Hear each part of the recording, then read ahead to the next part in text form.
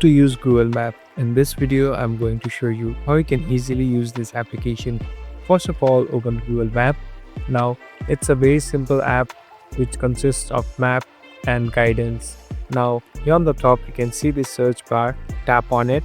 Now, in order to search any location, just type in the name and it will pop up.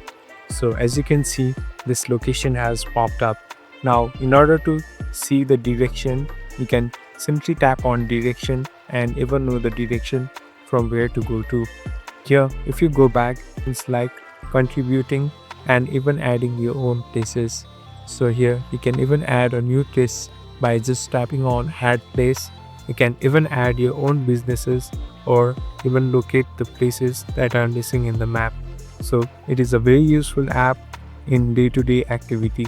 Thank you for watching this video. I hope this video will help you.